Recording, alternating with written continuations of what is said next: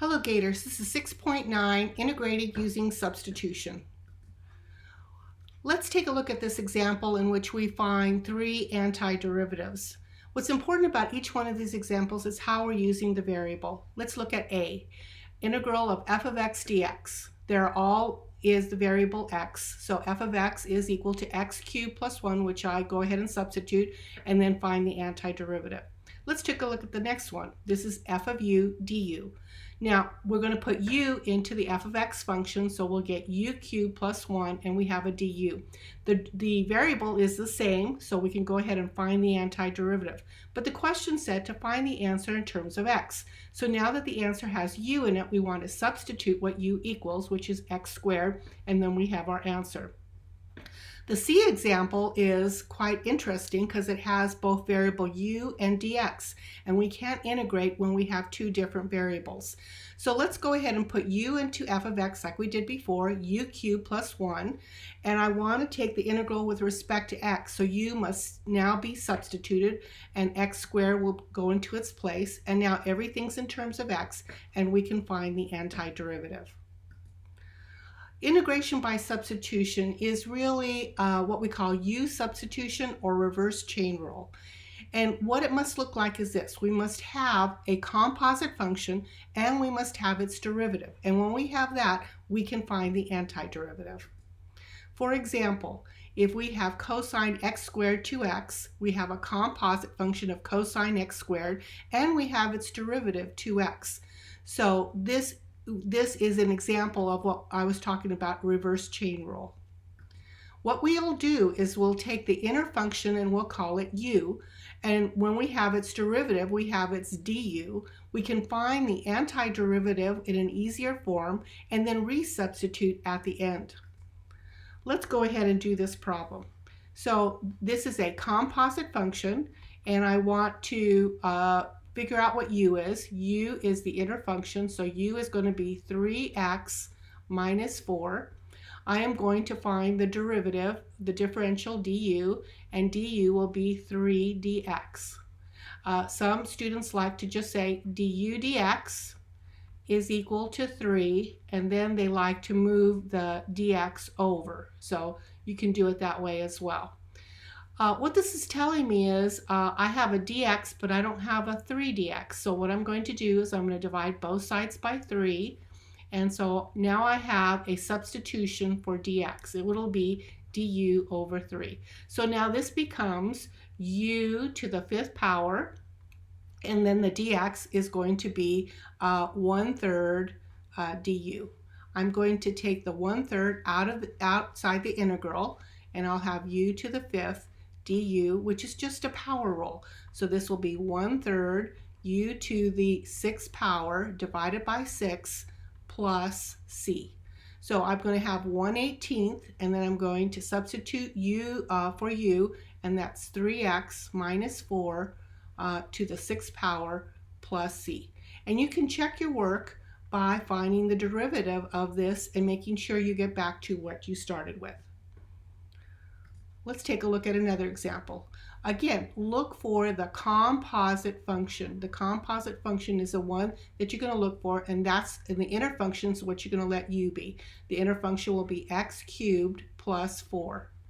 So du, the differential u, will be equal to 3x squared dx. And again, if you would rather just du dx equals 3x squared and then move the dx over to the other side, you can do it that way too.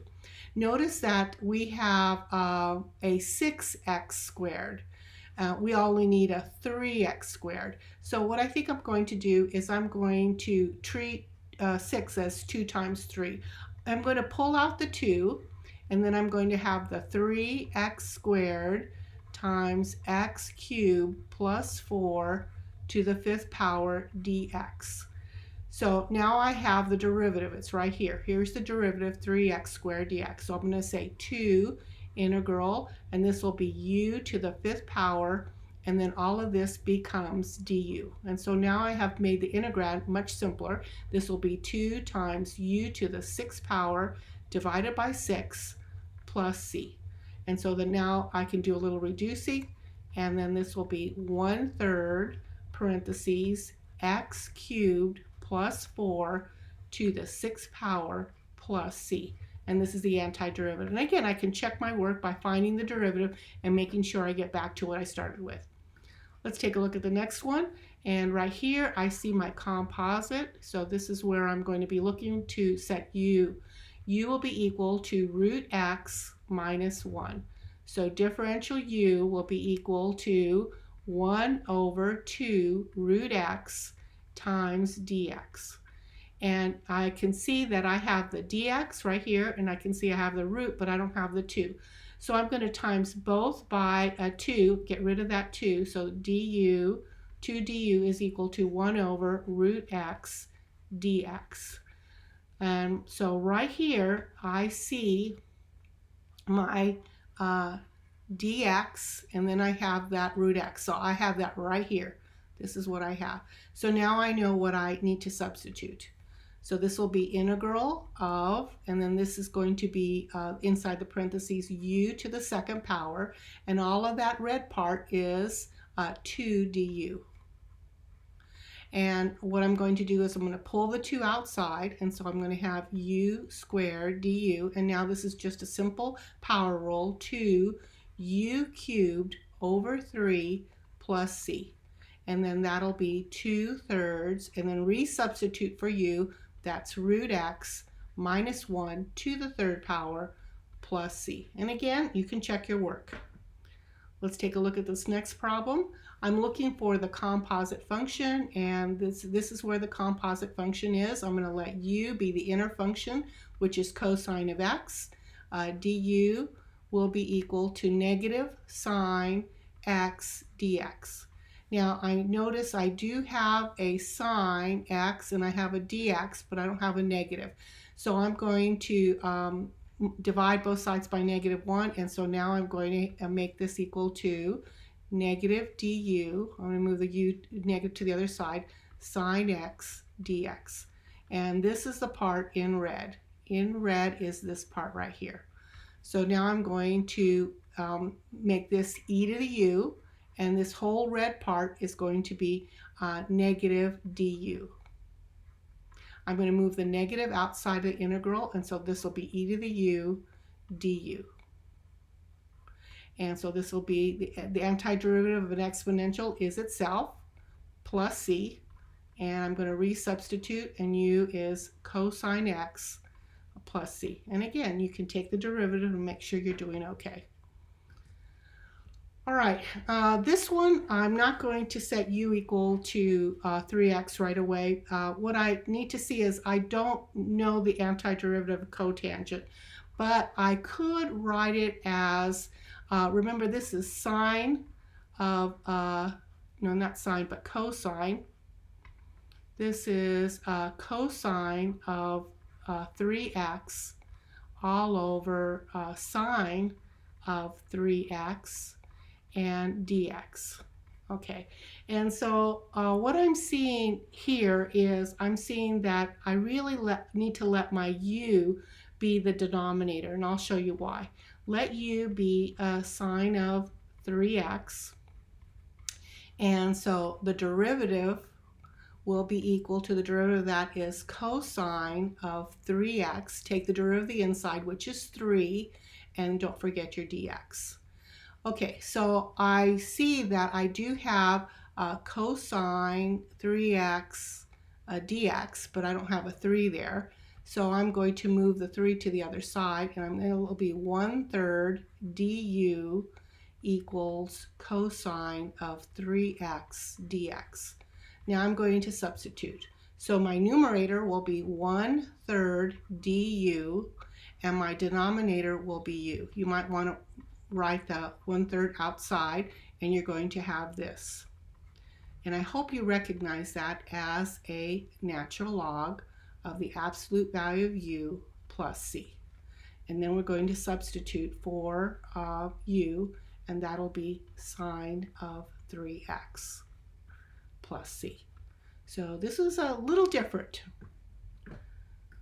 All right, let's take a look at a definite integral and talk about how we do this. We're going to approach it the same way. We're going to look for the inner function, which is u. U is equal to t cubed plus 1. Du will be equal to 3t squared and then dt. And I can see I have all of that. I don't have to do any kind of adjustment. So in my integral, I know I'm going to be able to say root u, and then this t squared dt will be du. Now, what about the limits of integration? The limits of integration are for t, not for u. So let's let t equal to 0. If t equal to 0, then u has to be equal to 1. So now my new limit of integration is 1. When t is equal to 2, I put 2 over here, then u will be equal to 8 plus 1, which is 9. Okay, so now everything's in terms of u, and I can continue. So now this will be, the antiderivative will be u to the 3/2 power times 3/2 evaluated from 1 to 9. And so that'll be 3/2 of 9 to the 3/2 power minus 3/2 of 1 to the 3/2 power. And this will be 3/2 times the square root of 9 is 3. 3 to the 3rd power is 27 minus, and then this is 3/2.